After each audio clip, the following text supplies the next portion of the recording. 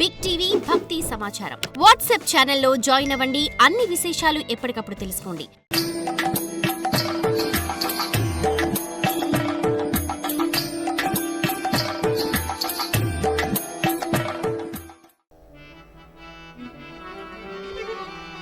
కృష్ణ ఏవం భగవతి మనోవాగ్దృష్టివృత్తిభిః కృష్ణ ఏవం భగవతి మనోవాగ్దృష్టివృత్తిభిః ఆత్మన్యాత్మానమావేశ్య సోంతశ్వాస ఉపారమత్ సోంతశ్వాస ఉపారమత్. శ్రీకృష్ణుడిని స్తుతించి ఆత్మరూపుడైన ఆయనలో మనోవాక్కులకు దృష్టిని స్థిరంగా ఉంచి భీష్మ పితామహుడు పరమపదానికి చేరాడు. భక్తితో నిండిన ఈ భీష్మ చరిత్రను విన్న మీకు కూడా చెదరని భక్తి యోగ సిద్ధి కలుగుగాక అని ఆశీర్వదిస్తూ ఓం నమో నారాయణ ఓం నమో నారాయణ. శ్యామ సుందర మదన గోప రాధ గోవింద శంఖ చక్ర పీతాంబర్ రాధ గోవింద.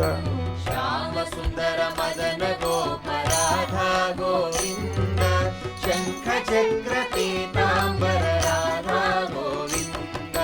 శ్యామ సుందర మదన గోప రాధ గోవింద శంఖ చక్ర పీతాంబర రాధ గోవింద.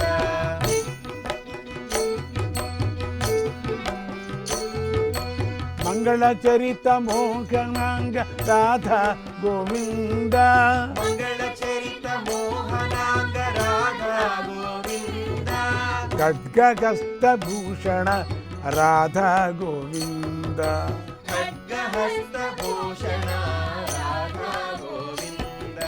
శ్యామ సుందర మదన గోప రాధ గోవింద శంఖ చక్ర పీతాంబర రాధ గోవింద.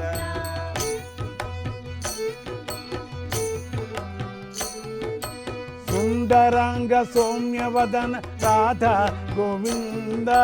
సుందరాంగ సౌమ్యవదన రాధ గోవింద. చరణ కమల కోమల రాధ గోవింద. చరణ కమల కోమల రాధ గోవింద. శ్యామ సుందర మదన గోప రాధ గోవింద శంఖ చక్ర పీతాంబర రాధ గోవింద.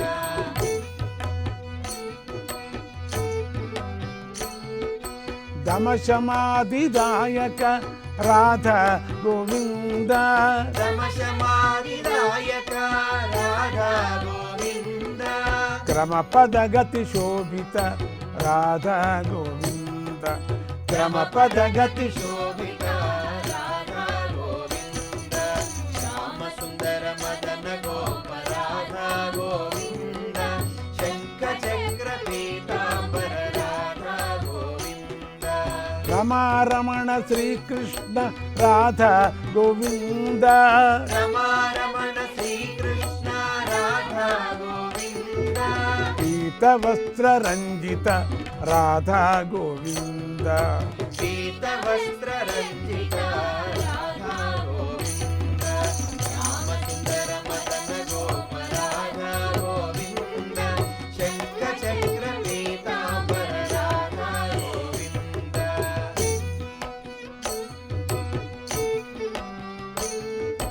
మలహారి మనోహర రాధ గోవింద. మలహారి మనోహర రాధ గోవింద. మలహారి మనోహర రాధ గోవింద. మలహారి మనోహర రాధ గోవింద. తాంబూల పూరితము రాధ గోవింద. తాంబూల పూరిత ముఖ రాధ గోవింద.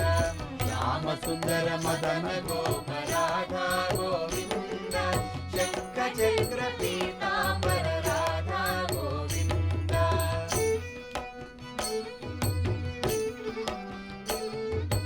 దయాపూర్ణ హృదయ దేవ రాధా గోవింద దయాపూర్ణ హృదయ దేవ రాధా గోవింద బలరామ సోదర రాధా గోవింద బలరామ సోదర రాధా గోవింద రామ సుందర మదన గోప రాధా గోవింద శంఖ చక్ర పీతాంబర రాధా గోవింద నవనీత చోర కృష్ణ రాధా గోవింద నవనీత చోర కృష్ణ రాధా గోవింద రమ్య దేహ శాంత చిత్త రాధా గోవింద రమ్య దేహ శాంత చిత్త రాధా గోవింద శ్యామ సుందర మదన గోప రాధా గోవింద శంఖ చక్ర పీతాంబర రాధా గోవింద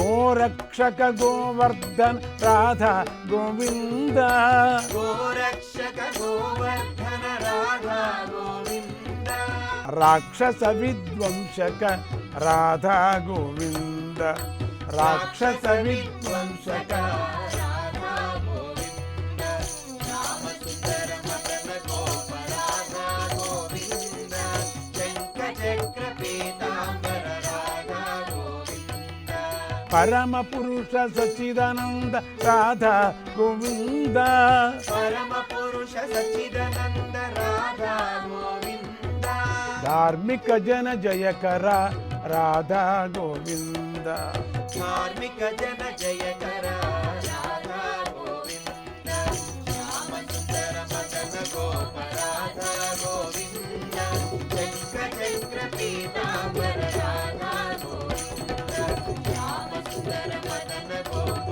రాధా గోవింద శంఖ చక్ర పీతాంబర రాధా గోవింద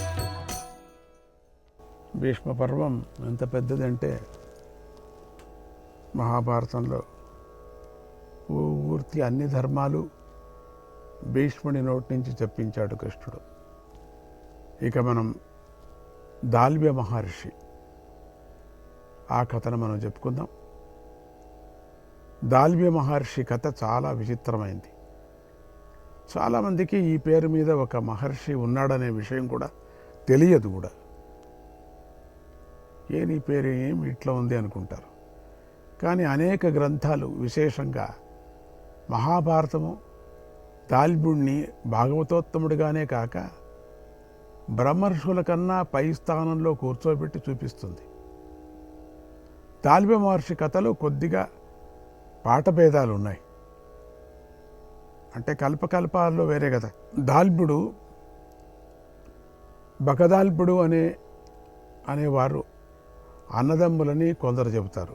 దాల్వ్యుడు బకదాల్పుడు. ఎక్కువ మంది పండితులు మాత్రం పేర్లు రెండే కానీ మహర్షి ఒక్కడే అంటున్నారు కూడా. దల్భుడు అనే మహర్షికి విష్ణుమూర్తి అనుగ్రహంతో కల్పాంతంలో కూడా మరణం లేని చిరంజీవి అయిన ఒక కొడుకు పుట్టాడు. ఆ పిల్లవాడు బకపుష్పపు రంగులో వెలిగిపోతూ తన శరీరం నుండి ఆ పువ్వు యొక్క వాసనలే వెదజల్లుతూ ఉండటం వల్ల అతన్ని బకుడు అని పిలిచారు. బక అనేది ఒక పుష్పం. దల్భుడి కొడుకు కావటం వల్ల అతన్ని దాల్భ్యుడు అన్నారు. ఈ రెండు పేర్లు కూడా కలిసి ఆ పిల్లవాడు బకదాల్భ్యుడు అని పిలువబడ్డాడు. గ్లావుడు అనే మహర్షి యొక్క భార్య పేరు మిత్ర. ఒకసారి మిత్ర గ్లావ దంపతులు దల్భుడి ఆశ్రమానికి వచ్చి ఆ దాల్భుడిని చూసి అతడి తేజస్సుకు ముగ్ధులై, ఈ పిల్లవాడిని మేము పెంచుకుంటాం, మాకిచ్చేయండి అని అడిగాడు. దల్భ్య మహర్షి సరే పెంచుకోండి అని పిల్లవాడిని ఇచ్చేశాడు. దాల్భ్యుడు గ్లావుడి వద్ద పెరిగాడు. ఇలా కన్న తండ్రి పెంపుడు తండ్రి ఇద్దరి వద్ద కూడా పెరగటం వల్ల దాల్భ్యుడికి ద్యాముష్యాయన అనే పేరు వచ్చింది. ద్యాముష్యాయన. మిత్ర గ్లావ దంపతుల దగ్గర పెరగటం వల్ల దాల్భ్యుడిని గ్లావ మిత్రేయుడు అన్నారు, గ్లావ మైత్రేయుడు అన్నారు. ఆయన యొక్క ఉపాసనా మార్గాన్ని స్వయంగా చాంద్యోగ్యం అనే ఉపనిషత్తు వర్ణించింది. దీన్ని బట్టి ఆయన ఎంత గొప్పవాడో, ఆయన చేసిన ఉపాసన ఎంతటిదో మనకు అర్థమవుతుంది. ఉపనిషత్తు ప్రకారం బకదాల్భుడు బాల్యంలోనే ముఖ్య ప్రాణాన్ని ఉపాసన చేసి నైమిషారణ్యంలోని ఋషుల యజ్ఞంలో ఉద్గాతగా నిలిచాడు.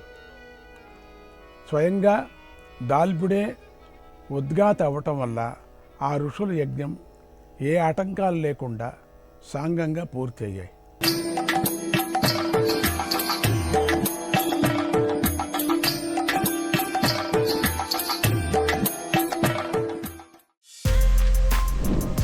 For more videos like this, subscribe Big TV channel.